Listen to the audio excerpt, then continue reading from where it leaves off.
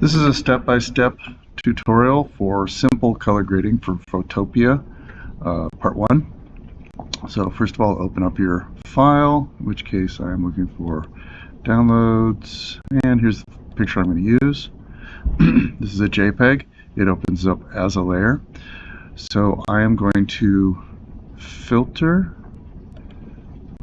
camera raw, and I'm going to work my way from the top down in general. The first thing you're going to do is the exposure.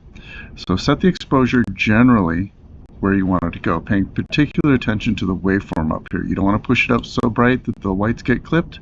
You don't want to push it down so black so that the blacks get clipped on the bottom end. So I'm just going to bring up the brightness just a little bit.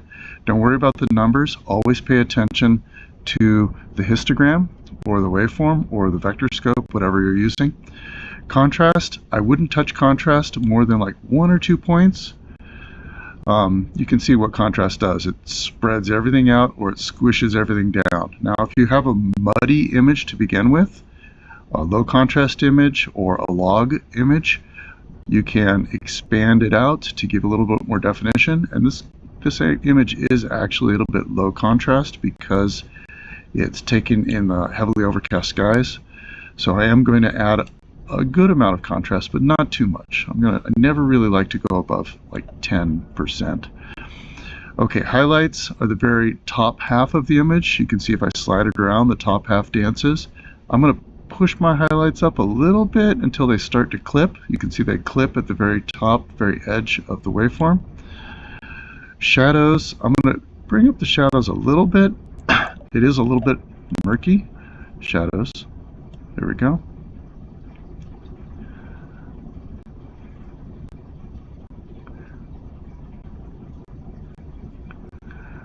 Now the very whites, I'm going to bring that clipping back down a little bit in the very, very whites. The whites are the top 5%.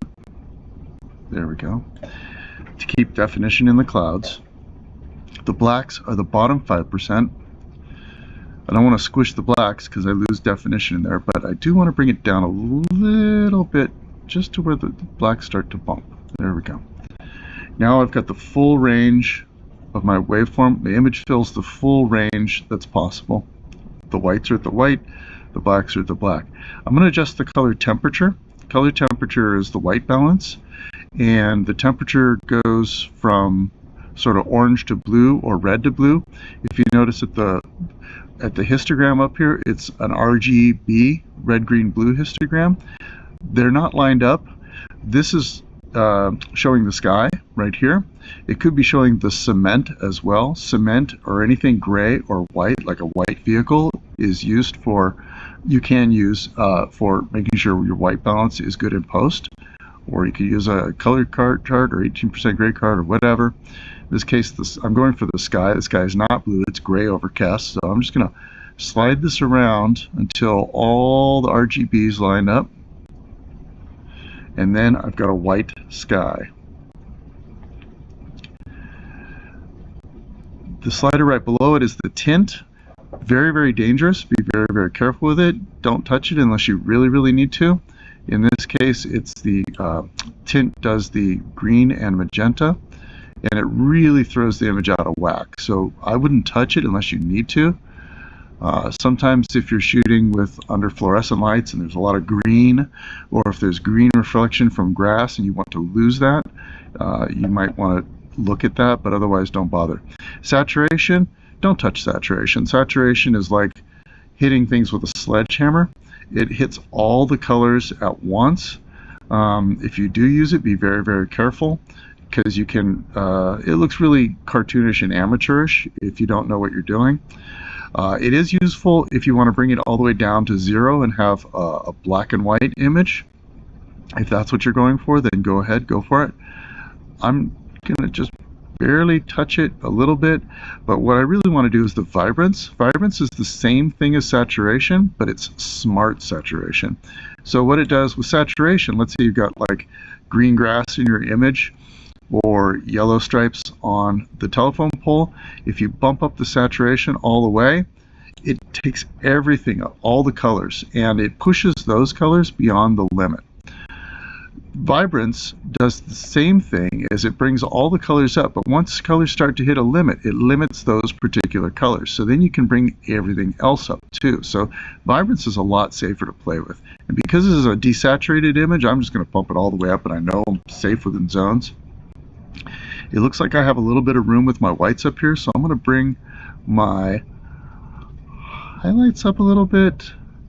There we go. Just so that my whites are, the top of my whites are at 100%. I got a nice bright image.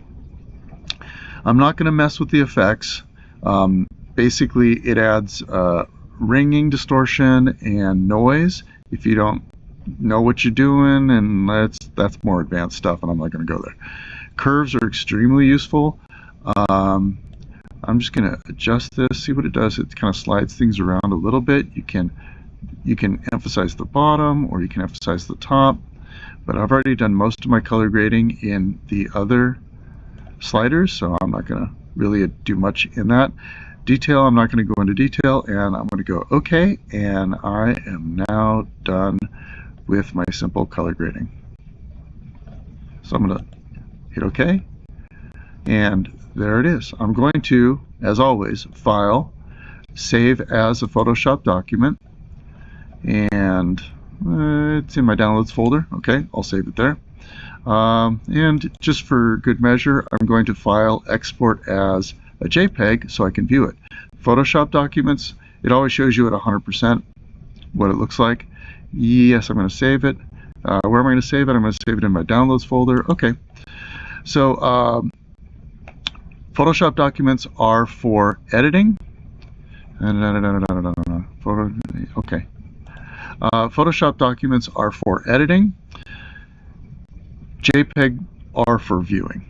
All right, I'm going to end this now and start part 2, Advanced Simple Color Grading with Photopea.